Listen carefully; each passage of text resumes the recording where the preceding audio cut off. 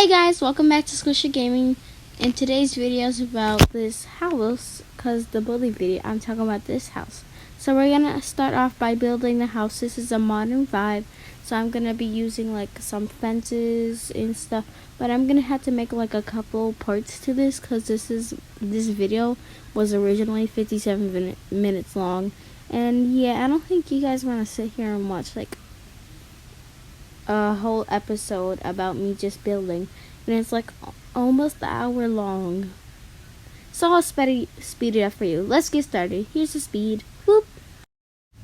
Oh, hello, you're back. Well, let's get started onto this video. So this video is gonna be separated into like 5 parts. Okay, so this is part 1. Since the video is 57 minutes long, I'm gonna have to split it up into like, I don't know, like 5-6 minutes each. Okay, so this video is only gonna be like 5 minutes long, and let's just get started about talking about stuff. This house, you know what, like what I want to do when I'm older is basically like designing. So like clothing designing, I want to like do, like somebody who really inspired me is Blogiates. This girl who does like a whole bunch of activewear. She really inspired me, so since my birthday is coming up, I'm gonna ask her, I will ask my grandma to get me some sewing stuff like needles. Well, I only have like 1 needle, but I don't have like thread or anything, so I need needles, thread, some fabric, which is not that expensive, and then some sketchbooks, markers, pencils, etc., stuff like that.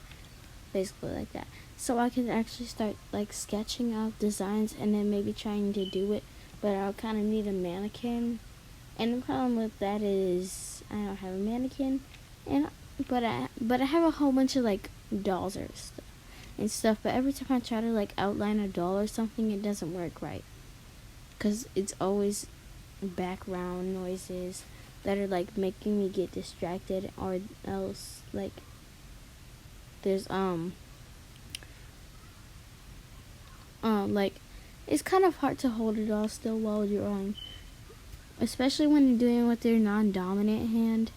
That sucks, because I'm a right hand person, but if I'm gonna sacrifice something like to do a task that I need to do, I'll rather use my left side, so I'll hold the doll and then use my right hand to draw, but it's kind of hard to do that. So I could basically like go like this. I could go like, well, I'll take this part of it. Let's just sketch out a body. So I sketch out the body, then I like cut it out. Well, I really don't know. So I'll just put up the fabric and then pin it down, or just do the design. See, I need to look into more stuff about this, like knowledge, so I know what I'm actually doing, because I sound kind of goofy just saying, oh, I'm going to do this and this and this, but I really don't know what I'm doing. Luckily to my grandma, shout out to my grandma, that she gave me a big sewing book, like a really big. Shows me how to do everything. And I absolutely love her for giving me that book. I mean, I already loved her before because she's my grandma, but still, it's a big help.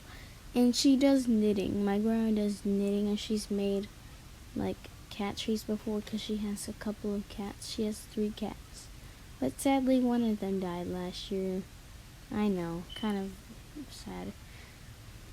If you guys have anything related to that to say, just let me know in the comments, or like I could send you my email and you could tell me about something like that.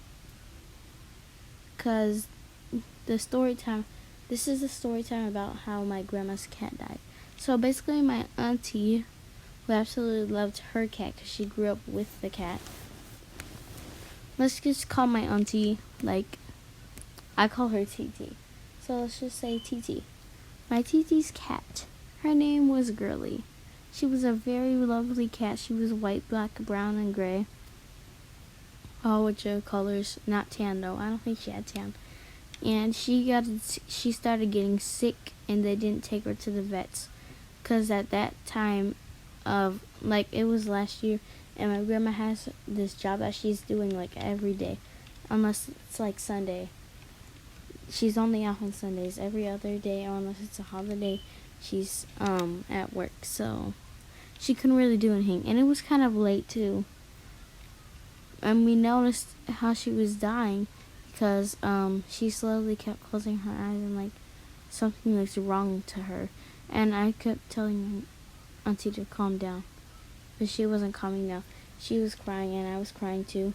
And then we got a hold of my grandma, her mom, and we told her that there's something wrong with Tiger Lily, and we can't do anything about it because my aunt doesn't know how to drive, but my grandma's at work, and the van she has to use to work is at the her work, the apartment thing, like garage thing, where you put the vans at. So she couldn't even help us. So we were just panicking. And then we got the idea to try to like just sit there and watch something that was fun to her. I got her some dessert, like freezy pops, and we just ate them while we were sitting there watching her. And then a few minutes later, something really wrong started happening. She started like throwing up, puking, pooping, and we knew it was gonna happen. So she started crying. Like the cat, there was something wrong with his eyes. The eyes were like going kind of palish, and she didn't really have a pulse either, because my auntie checked her pulse. And then she died, sadly. R.I.P. girly. And I was literally crying so hard. And I was traumatized that night. And some of the kids where I go to for school, they like to like joke around and stuff about people's family members dying, but it's really not funny. It's like, what if, let's just say if you had a mother or father and they died, and they're like, at least I have a mom or a dad or auntie or uncle, whoever died, his brother, sister. That wouldn't make the person you're saying it to feel better. That's just gonna make them start crying, or maybe do anything worse than that. That's really not nice. But we're just gonna wrap it up. Bye guys. Hope you had a great time today. Make sure to like and subscribe.